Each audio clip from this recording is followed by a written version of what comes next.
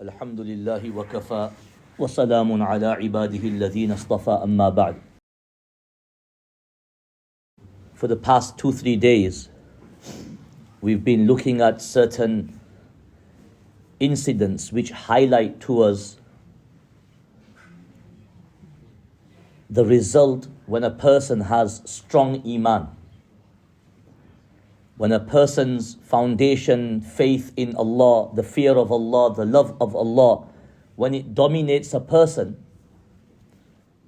then that person is not swayed easily by, for example, the status quo, by what we call prevalent narratives, etc. And for young people, issues such as peer pressure, etc. You're not easily swayed. Yesterday we looked at the example of Abu Bakr radiyallahu ta'ala an, where he decided to migrate from Mecca, and Ibn al-Daghina convinced him to come back and gave him a guarantee, became his protector, his guarantor. And eventually, when Abu Bakr radiyallahu ta'ala an started to openly worship Allah, and the Quraysh, they objected to this, Abu Bakr radiyallahu ta'ala anhu said to Ibn al-Daghina, I don't need your protection. I don't need your protection. Allah is the best of protectors. Allah will protect me. And he did not care about the threats of the Quraysh, etc., that what they could do to him and what would their retaliation be. Today, briefly, inshallah, we will look at another incident from the lives of the Sahaba radiyallahu anhum. A Sahabi whose name is Abu Dhar al-Ghifari radiyallahu anhu. That's his kunya. That's not his real name. Does anybody know his real name? Abu Dhar Ghifari radiyallahu anhu's real name. It's Jundub bin Junada. That's his real name, but he's very famous by his kunya, which is Abu Dhar al-Ghifari. Ghifari is basically attributed to his tribe. He was from the tribe of Ghifar. So Abu Dhar Ghifari radiyallahu ta'ala anhu, he himself narrates that I had heard about a person who'd emerged in Mecca, who had come out in Mecca, and who was claiming to be a prophet. I had heard about this. So he says that I sent my brother, فَقُلْتُ لِأَخِي إِنْطَلِقْ إِلَى هَذَا الرَّجُلِ, go to this person, وَكَلِّمْهُ, and talk to him, and وَأْتِنِي بِخَبَرِهِ, and bring me some news regarding this person. I need to know about this person. So Abu Dhar Ghifari radiyallahu anhu sends his brother to Mecca. His brother goes, and messengers are messengers. He probably never did the job as thoroughly as Abu Dhar Ghifari radiyallahu ta'ala anhu wanted. So when he came back, Abu Dhar Ghifari radiyallahu anhu asked him that, what news have you brought? So he said, yes, I saw this person and he enjoins good and forbids evil. That's it. He didn't give much of a detailed report. So Abu Dhar Ghifari radiyallahu anhu was not satisfied with this report. So he thought to himself, I'll go myself. I will go myself to Mecca. So he basically packs some provisions, etc., and he leaves for Mecca.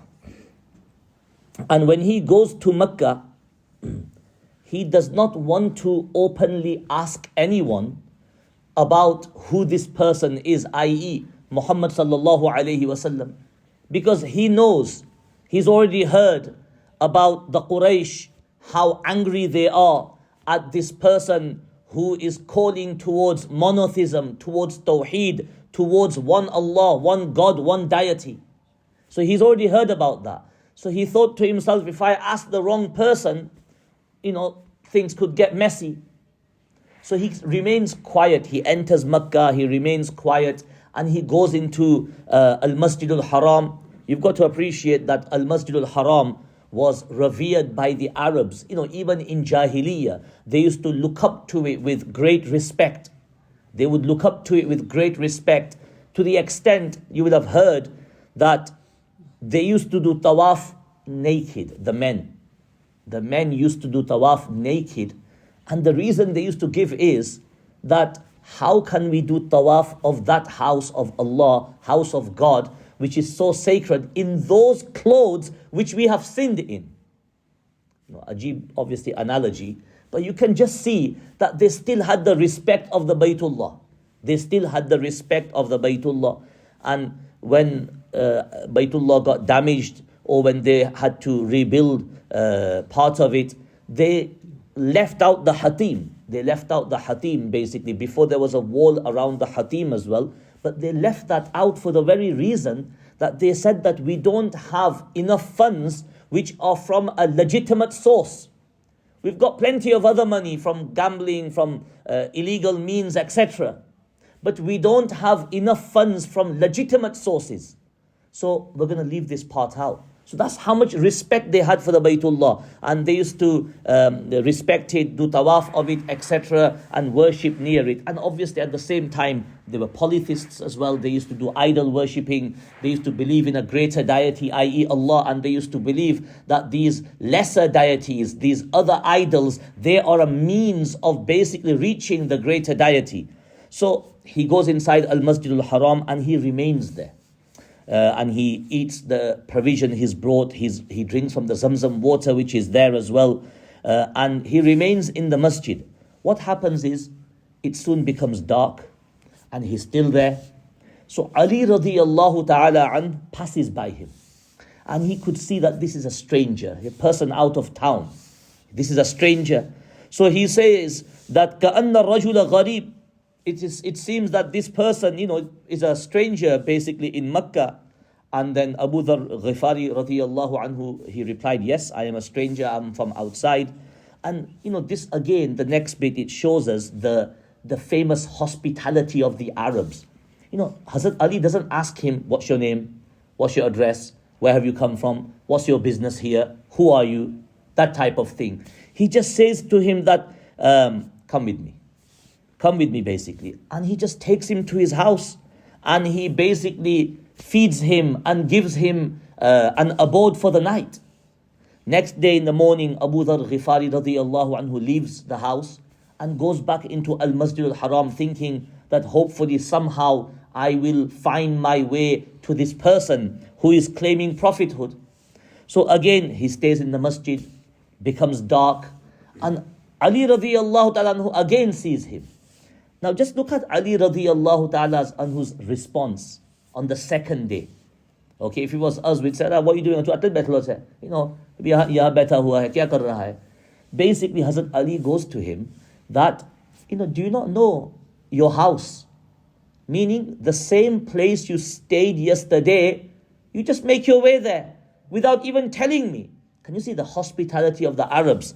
So basically, again, Abu Dharr Ghifari radiyallahu ta'ala anhu, he goes to Hazrat Ali's house, he eats there, and he spends the night there.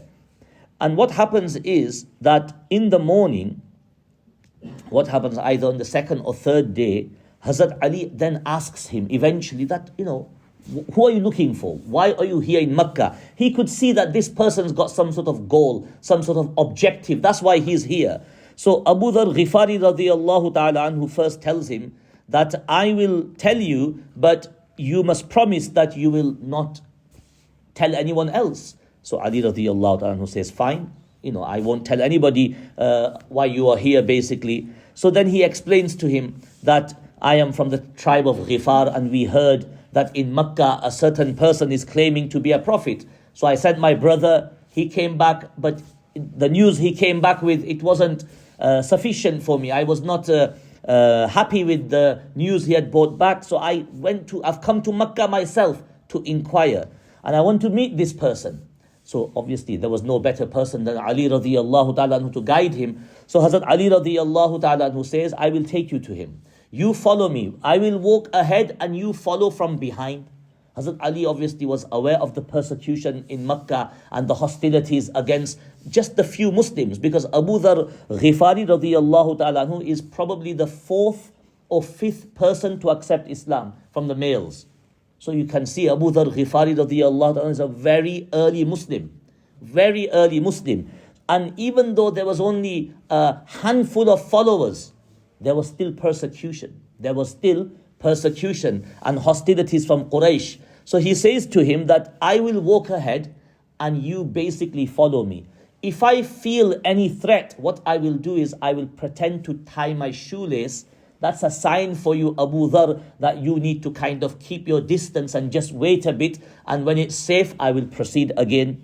So eventually, they reach the place where Rasulullah sallallahu alaihi wasallam was staying, and Rasulullah sallallahu alaihi wasallam saw him, and Abu Dhar Ghifari radiyallahu ta'ala anhu saw him. And by this time, remember, he's been in Makkah for 2-3 days. And obviously he's heard things. Abu Dhar Ghifari radiyallahu ta'ala anhu has heard things, etc. As soon as he sees Prophet sallallahu alaihi wasallam, he doesn't hesitate. He says that اعرض علي الإسلام فعرضه فأسلمت مكاني. Abu Dhar Ghifari radiyallahu ta'ala says that I said to Muhammad sallallahu alaihi wasallam, present Islam to me. Present Islam to me. So he presented it to me and I accepted Islam on the spot.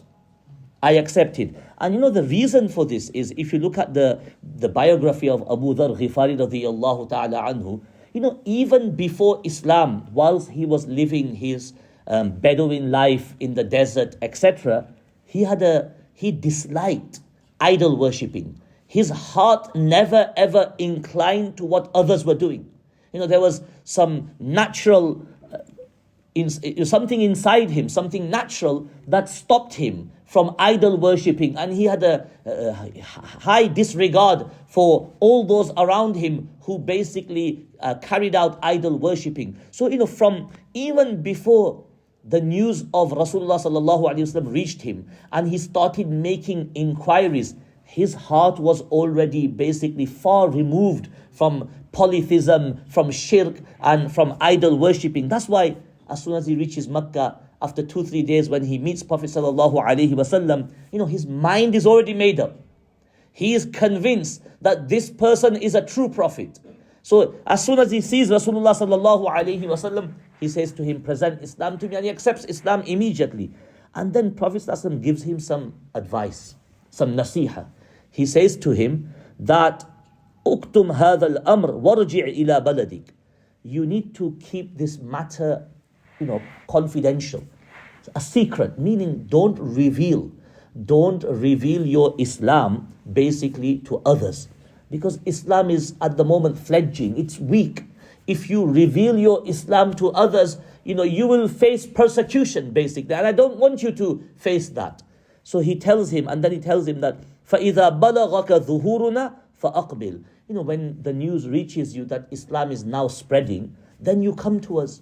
Then you come to us basically, and you can openly worship, etc. You know, Abu Dhar Ghifari is Abu Dhar Ghifari. We don't have time to go into his bio. Inshallah, I will mention a few things tomorrow. You know, he's a very unique Sahabi. Abu Dhar Ghifari radiyallahu ta'ala anhu is a very unique Sahabi. And Prophet sallallahu alaihi wasallam in his lifetime made some prophecies about him which came out to be true. And inshallah, we'll look at them tomorrow. So Abu Dhar Ghifari radiyallahu ta'ala anhu, rather than taking this advice on board, does the total opposite. He says, وَالَّذِي بَعَثَكَ بِالْحَقِّ لَأَصْرُخَنَّ بِهَا بَيْنَ أَظْهُرِهِمْ. I swear by the one, i.e. I swear by Allah, who has sent you with the truth, I'm going to openly announce my Islam in front of the Quraysh. So what does he do? He goes to Al-Masjid al-Haram, where the Quraysh are sitting there. The nobles of Makkah, etc., are gathered there, you know, in their little groups, etc. So he says at the top of his voice, Ya ma'shara Quraysh, O Quraysh. And then he says, Inni ashhadu an la ilaha illallah wa ashhadu anna Muhammadan abduhu wa rasuluh. The moment he says this, they all jump him. The Quraysh, they jump him. So this is our objective. Can you see? Iman, you know, he's only accepted Islam and Iman literally, you know, a few hours ago. But look how firm Iman is inside him. He doesn't care about the persecution. He doesn't care about the retaliation. And this has been our topic for the last 2-3 days. That when Iman is strong inside a person, you know, it takes root inside your heart. Nothing will inshallah sway you. And this is something we should be this should be our objective, and this is something we should be instilling in our children as well through the stories of the Sahaba, through talking to them about stories from the Quran and stories about Imaniyat, etc. So coming back to the incident, he at the top of his voice, he declares Shahada. Ashhadu an la ilaha illallah wa ashhadu anna Muhammadan abduhu wa rasuluh. And the Quraysh, what do they say? They say, Qumu ila hadha as-sabi'i faqamu faduribat li amut. Basically, sabi' was a word the Quraysh used to use for those people who had turned away from their shirk and polytheism. So they say, look at this sabi'. And they say that basically, jump him and beat him up. And that's what they do. They start beating him to the extent that Abu Dharr Ghifari radiyallahu ta'ala anhu says, I felt I was going to die. Basically. Anyway, what happens is Abbas radiyallahu an, Abbas bin Abdul Muttalib, basically the uncle of Rasulullah sallallahu alaihi wasallam, very influential figure in Mecca. He basically saves Abu Dharr Ghifari radiyallahu ta'ala anhu by jumping on Abu Dharr Ghifari radiyallahu anhu. Because when he jumps on him, the Quraysh, they stop hitting, because they know we're going to now be hitting Abbas and we can't hit him. He's a noble of Mecca. So he saves Abu Dharr Ghifari radiyallahu ta'ala anhu in that manner. And then he turns to the Quraysh and he says to them that, have you not got any sense? Do you know who this person is? This is Abu Dharr Ghifari from the tribe of Ghifar. وَمَتْجَرُكُمْ وَمَمَرُّكُمْ عَلَى Ghifar. That basically when you go out to trade on business, etc., your caravans, they pass by this person's tribe. If they want to, they can make your life difficult by attacking you, etc. Use your common sense basically. Eventually they refrain from hitting him and they disperse. What happens is Abu Dharr Ghifari radiyallahu ta'ala is not satisfied yet. Next day he does the same thing. He comes into Al-Masjid al-Haram and again at the top of his voice, Ashhadu an la ilaha illallah. And again he declares the Shahada loudly, and again the same thing happens. That basically the Quraysh, they start beating him up. And Abbas bin Abdul Muttalib radiyallahu anhu, when he hears about this, again he comes and saves him. And again he gives the same message to Quraysh that you need to calm down. You need to refrain. Otherwise, when you go out on your trading journeys, you're going to face difficulties. Remember, these are tribes in the desert, and they are well versed with desert warfare and desert life. Basically, they will make life difficult for you by basically attacking you, maybe even taking your goods away, etc. Eventually they stop, and Abu Dharr Ghifari radiyallahu ta'ala anhu, he returns to his tribe. And when he returns to his tribe, he doesn't stop there. He gives da'wah to his family as well. His mother accepts Islam.